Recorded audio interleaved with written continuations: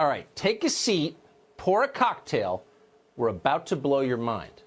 For more than 30 years, Nancy Pelosi, as you well know, has represented the single most liberal congressional district in America, and she's always seemed perfectly suited for the job.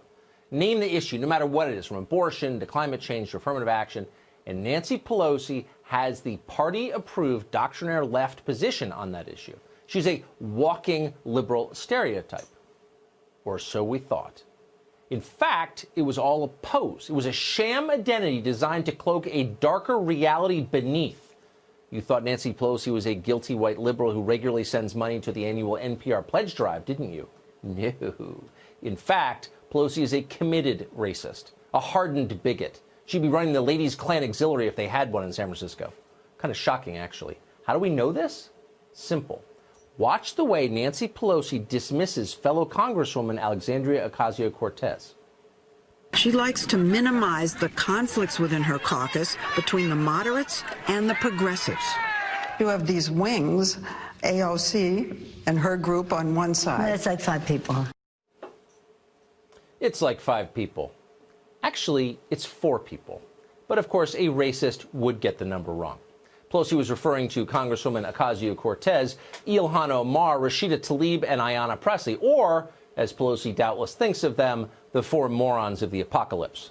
Pelosi does not like them. She's made that clear. And Ocasio-Cortez, having thought about it a lot, thinks she knows why.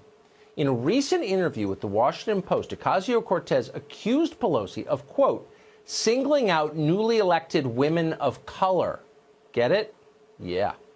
Pressed to explain herself later, Ocasio-Cortez noted that Pelosi has attacked these women of color despite, quote, knowing the amount of death threats that we get. I think it's just worth asking why. Yeah, okay. Well, that's a rhetorical question, obviously. She knows why. Why else would you imperil someone's safety? Well, because you wish them harm. Because you're a crazed bigot. According to Alexandria Ocasio-Cortez, that's who's running the Democratic Party right now. Quick. Someone alert Al Sharpton in the Civil Rights Division at DOJ. We've got a racist third in line to the presidency. Maybe we're being too literal about this. What are the odds in real life that Ocasio-Cortez actually believes that Nancy Pelosi is a racist? Or that Joe Biden is a racist? Or for that matter, that Donald Trump is a racist? What are the chances she really thinks that? Probably about 0. The first thing to know about the cries of racism you hear incessantly from the left, they are totally insincere. No one saying it actually believes it. The point isn't to get rid of racism. The point is to seize power, and it works. Denouncing someone as racist is a kind of rhetorical stun grenade. For a moment, the accused just stands there, off balance and looking bewildered. That's when you scoop up the loot and run. Grievance politics is a kind of smash and grab operation, and it's highly effective. It's no surprise that the left now justifies its entire political program in the name of fighting bigotry. America has been accused of racism, therefore we must, I don't know, pick it. Give up our guns, empty our prisons, legalize drugs, give up the First Amendment, pay for someone else's abortion, tear down our borders. And by the way, we're not allowed to ask about citizenship on our census form because racism.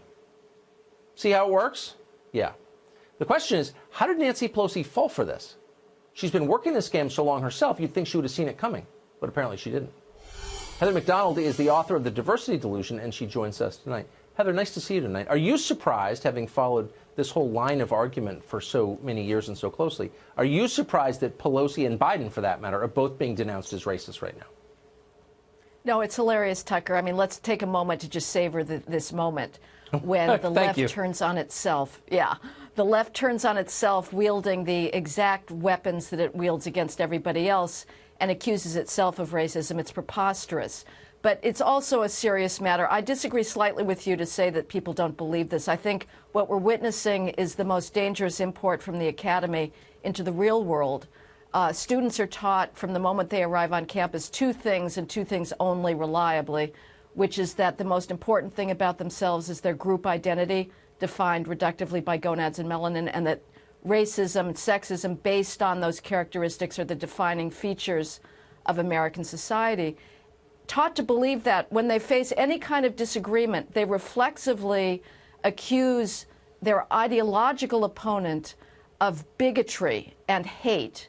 And that works wonderfully on a college campus. You accuse a president of racism, He immediately crumples and orders another $1 million in diversity bureaucracy. You accuse a corporation of racism, and it folds, as we saw with Nike and the preposterous claim that the Betsy Ross flag is racist. It works with politicians, with Biden repudiating his justified support for the '94 federal crime bill that saved thousands of minority lives. The question is it going to work on the rest of us? And if it does, Tucker, civil society is over, because this is a totalitarian power play.